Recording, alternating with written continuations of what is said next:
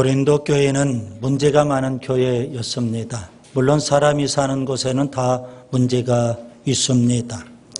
고린도 교회의 첫 번째 문제는 분쟁 문제였습니다. 고린도전서 1장 12절에 보면 바울파, 아볼로파, 게바파, 그리스도파 네 가지 분파가 있었습니다. 여러분, 고린도 교인들은 어떤 사람들이었을까요?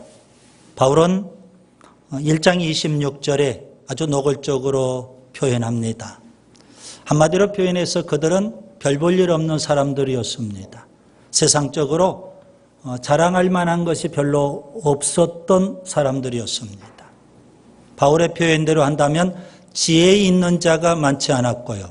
능한 자도 많지 않았고, 그리고 또 문벌 좋은 자도 많지 않았다 했습니다. 곧 학벌도 별로 좋지 않았고, 권력도 별로 없었고, 그리고 물질 그런 것도 별로 없었던 사람들, 세상적으로 자랑할 만한 것이 없었던 사람들이었습니다. 그런 그들이 예수님을 통해서 구원받았습니다. 그래서 바울은 1장 31절에 주 안에서 자랑하라 그렇게 권면합니다. 오직 예수님만 자랑해야 되는 줄 믿습니다. 그 예수님이 어떤 분일까요? 고린도전서 2장 2절에 보면 바울은 고린도 지역에 가서 오직 예수 그리고 예수님의 십자가만을 전했던 겁니다. 그들이 자랑해야 될 예수님은 십자가에 못 박히신 예수님이었습니다. 물론 십자가 그 시대에는 가장 부끄럽고 수치스럽고 저주스러운 거였습니다. 그럼에도 불구하고 교회는 십자가에 못 박히신 예수님을 자랑해야 되는 줄 믿습니다. 반면에 고린도 교회에서 목회했던 목회자들은 어떤 사람일까요? 고린도전서 3장 5절에 바울은 이렇게 반문합니다. 아볼로는 무엇이며 바울은 무엇이냐? 이런 고린도 교회에서 목회했던 아볼로와 바울 어떤 사람들일까요? 바울은 스스로 이렇게 답합니다. 사역자다. 말이 좋죠. 사역자, 종, 노예, 일꾼 그런 의미입니다. 저는 목회자 사역자고 여러분은 평신도 사역자, 우리 모두는 다 사역자입니다. 바울은 좀 더 노골적으로 말합니다. 고린도전서 3장 7절에 고린도 교인들이 별 볼 일 없는 사람들이었던 것처럼 바울과 아볼로도 아무것도 아니라는 겁니다. 사역자 아무것도 아닙니다. 예를 들면 밭에서 일하는 일꾼 혹은 건축 현장에서 건축을 하는 일꾼 혹은 성전에서 봉사하는 봉사자, 일꾼 그렇다는 겁니다. 아무것도 아니다. 그러니 어떻게 해야 될까요?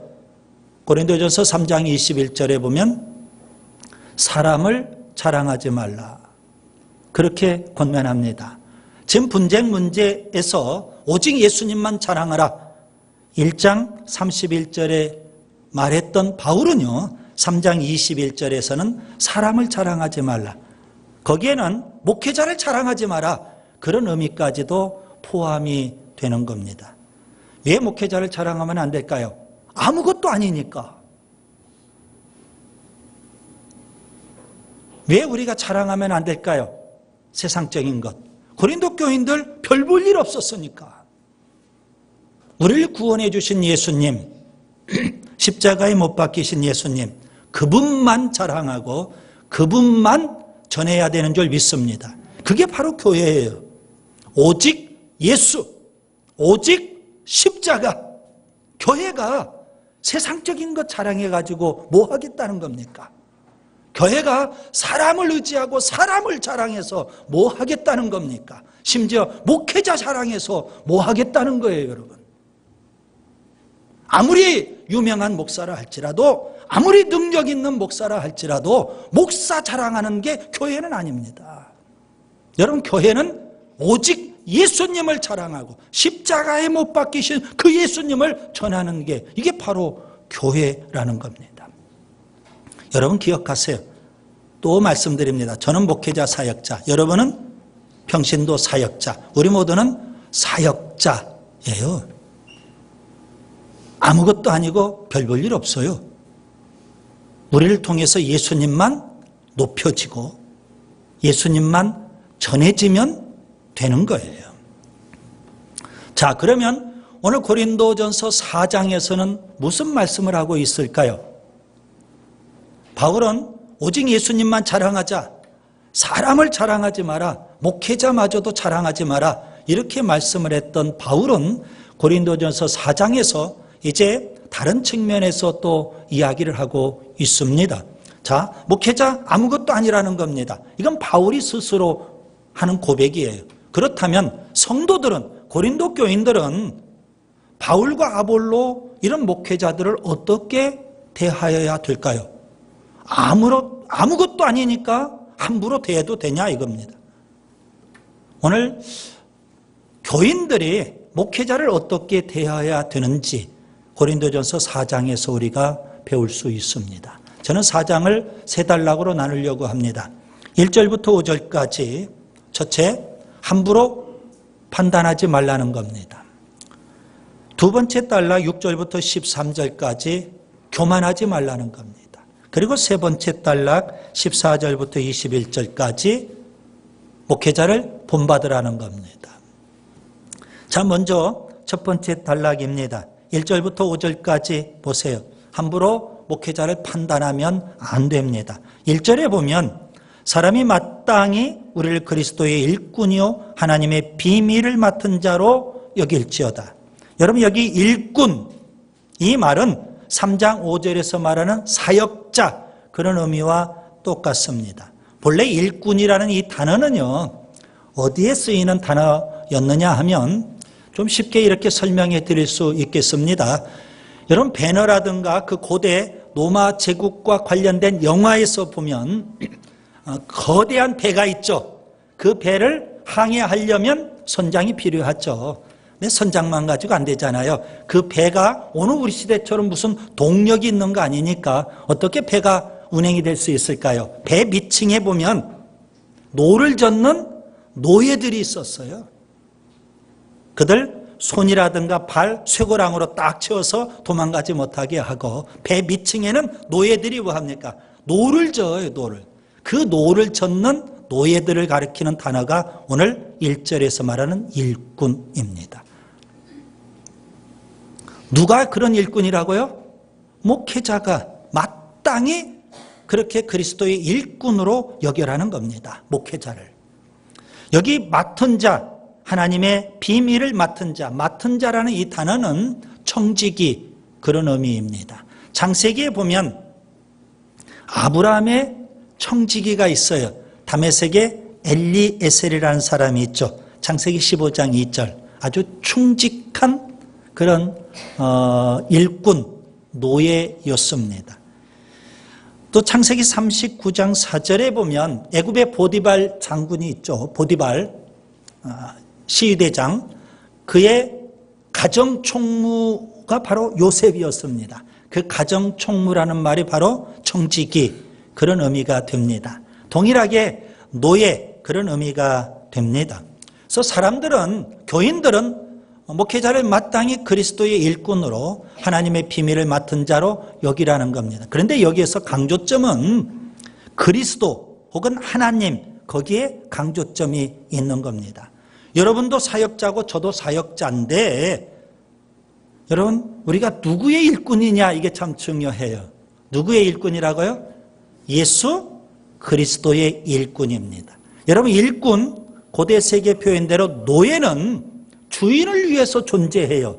주인을 위해서 일해요. 그리고 평가는 누가 합니까? 평가는 동료 노예가 하는 것이 아니라 주인이 하는 거예요. 그렇기 때문에 바울은 오늘 첫 번째 단락에서 목회자 아무것도 아니지만 교인들이, 성도들이 목회자를 함부로 판단하지 말라는 겁니다. 판단은 누가 해요? 예수 그리스도. 하나님의 비밀을 맡은 자이기 때문에 하나님께서 판단하시고 심판하신다. 물론 목회자만 그런 거 아니죠. 성도 여러분도 다 사역자의 평신도 사역자. 그렇기 때문에 우리가 다 동일하게 일꾼 아닙니까? 우리는 주님의 평가를 받는 거예요. 달란트 비유에서 보면 1달란트 받은 자, 2달란트 받은 자, 5달란트 받은 자가 있어요. 훗날 주인이 와서 결산을 해요. 1달란트 받은 자는 악하고 게으른 종아, 2달란트와 5달란트 받은 자는 착하고 충성된 종아. 주인이 그렇게 평가를 해요. 그리고 심판하지 않습니까? 1달란트 받은 자는 쫓아내버렸거든요.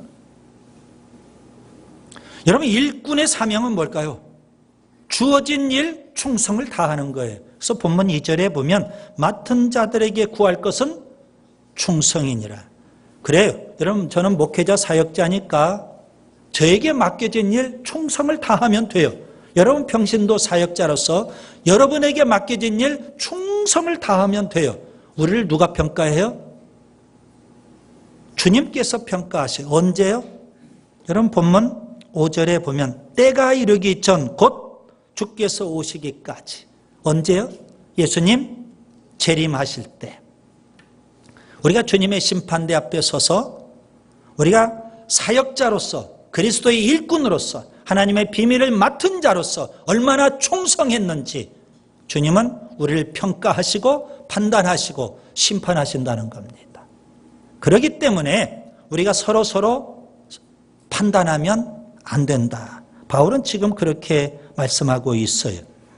여러분 4절에 보면 바울이 내가 자책할 아무것도 깨닫지 못했다.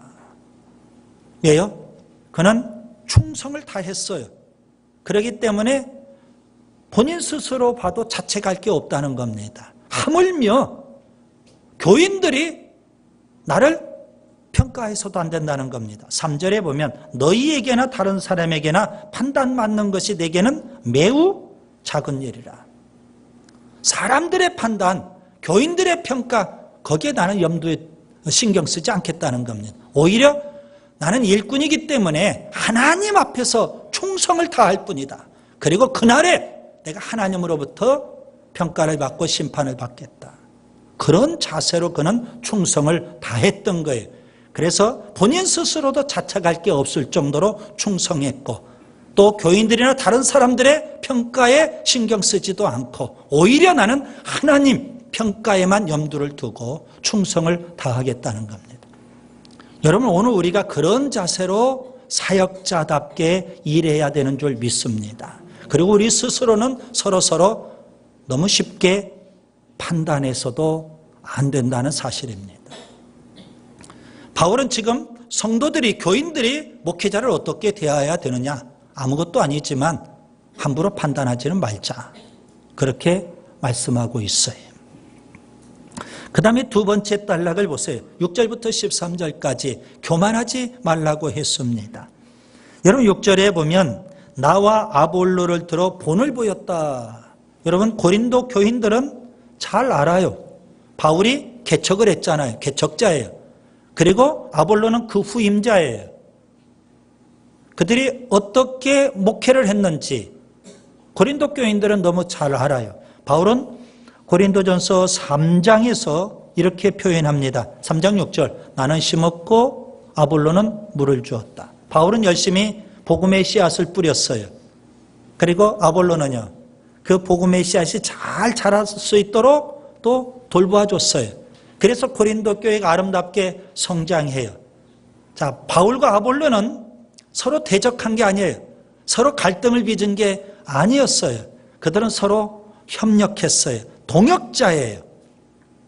나는 심었고 아볼로는 물을 주었다. 누가 자라게 하셔요? 하나님이 자라게 하셔요.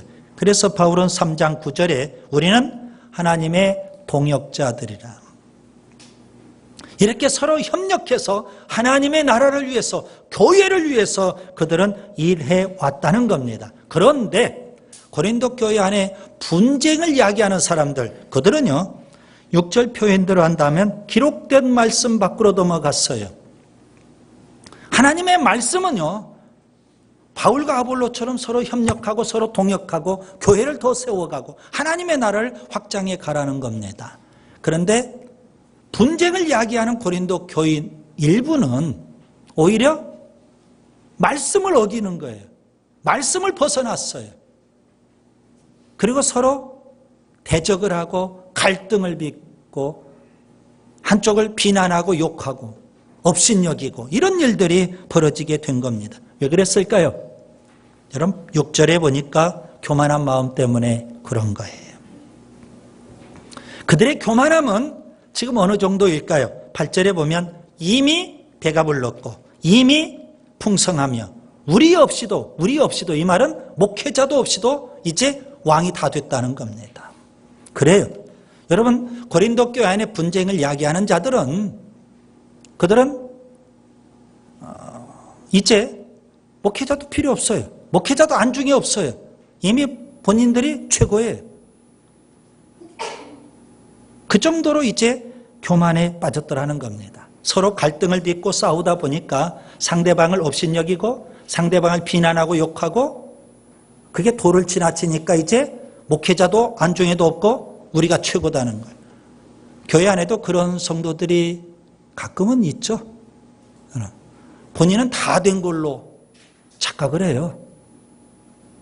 목회자의 가르침, 양육, 돌봄도 받지 않아요. 안중에도 없어요. 본인이 최고예요. 그 정도로 교만에 빠진 모습을 보게 돼요. 그런데 여러분 바울이나 아볼로 이 목회자들은 어떤 상태일까요? 여러분 오늘 본문 4장 9절부터 13절까지를 보세요. 거기에 보면 하나님께서는 바울이나 아볼로 이런 목회자들을 어떻게 하셨을까요? 죽이기로 작정된 자처럼 취급을 하셨어요. 그래서 끄트머리에 두셨고요. 구경거리가 되게 하셨어요. 여러분 여기 구경거리가 무슨 의미일까요? 로마에 가보면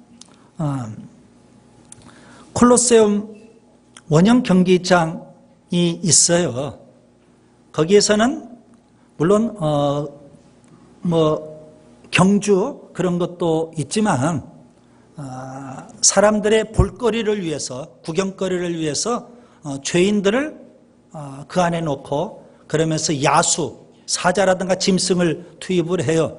그래서 처절하게 싸우고 사자가 죽든 또 그 죄인이 죽든 아주 끔찍하고 참혹한 그런 죽음의 모습들을 로마 시민들에게 보여주는 거예요. 볼거리 구경거리들을 제공해. 그런 의미예요. 지금 하나님께서 목회자들을 그렇게 끄트머리에 두시고 구경거리가 되게 하시고 그리고요. 여러분 본문 계속 보시면 13절에는 세상의 더러운 것 그리고 만물의 찌꺼기 취급을 하셨어요. 왜 하나님이 그러셨을까요? 아무것도 아니니까. 사역자, 종, 노예, 일꾼에 불과하니까. 하나님께서 그렇게 다루시는 거예요. 여러분 고대 세계의 노예는 인권이 없죠.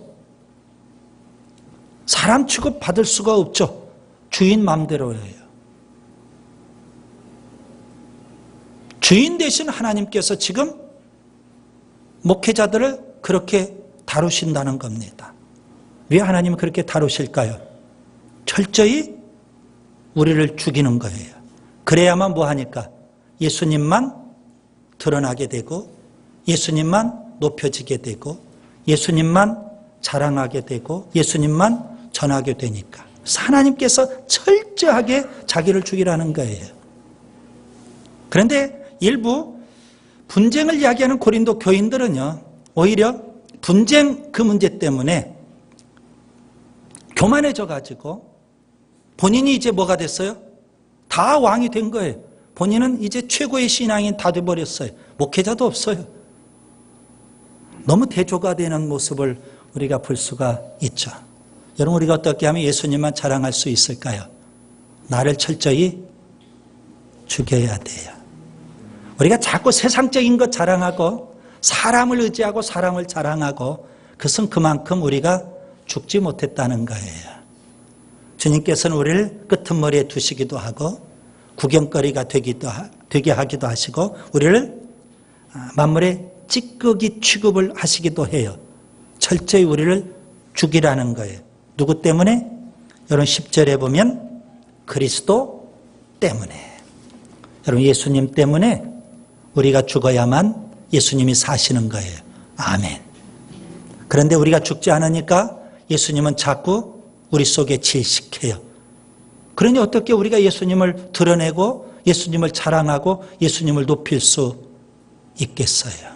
하물며 분쟁을 이야기하는 자들이 이미 다 왕이 되어버렸는데 그들에게서 무슨 예수님이 드러나고 예수님이 높여질 수 있겠어요?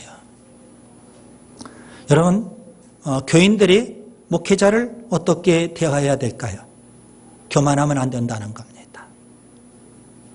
이제는 목회자도 없이 목회자의 통제도 벗어나서 나는 다 된 사람이다.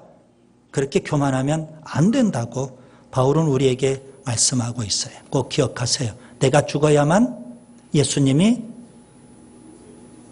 높여져요. 그 다음에 세 번째 단락을 보세요.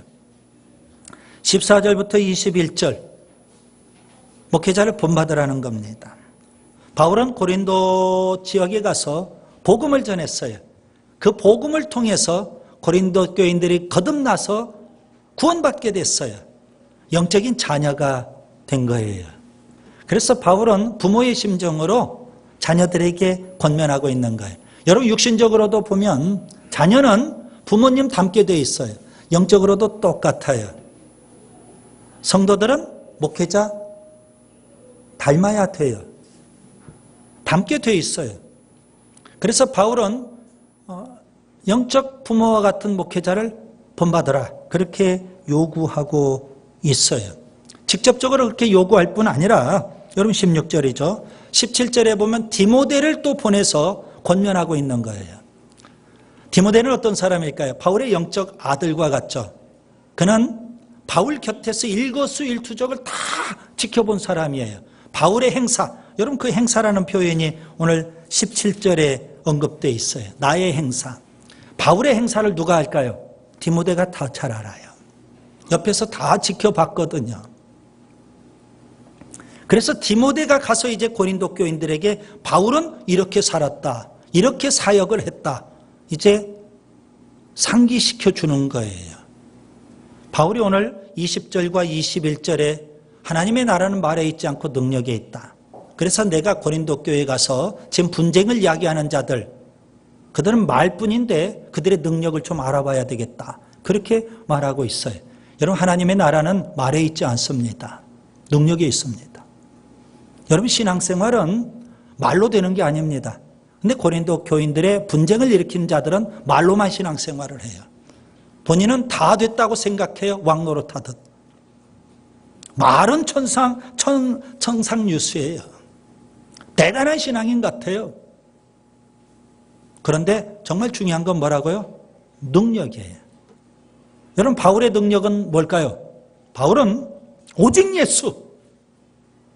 그게 바로 바울의 능력입니다. 바울은 철저히 죽고 바울을 통해서 오직 예수가 드러나는 것. 이게 바울의 능력이거든요. 바울은요. 아볼로와 함께 동역을 했어요. 이게 바울의 능력이에요. 나는 심고 아볼로는 물을 주었다. 하나님은 자라나게 하신다. 서로 협력하고 서로 동역했어요. 이게 바로 바울의 능력이었어요. 바울의 능력은요.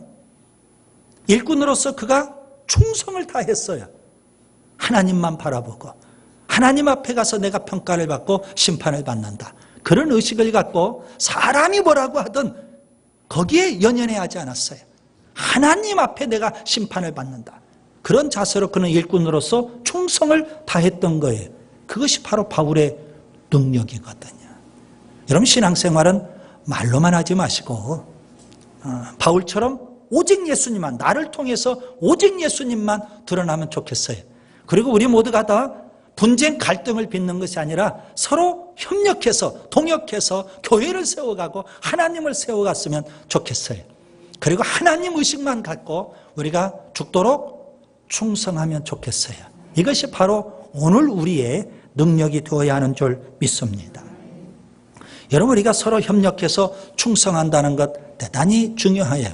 사도행전 6장에 보면 초대교회가 3,000명, 5,000명, 수만 명 계속 부흥해 가요. 이게 12사도가 감당이 안 돼요. 그리고 성도들은 은혜 받고 하나님 앞에 막 헌금을 드려요. 어떤 사람은 막 밭을 팔고 집도 팔고 막 갖다 바쳐요.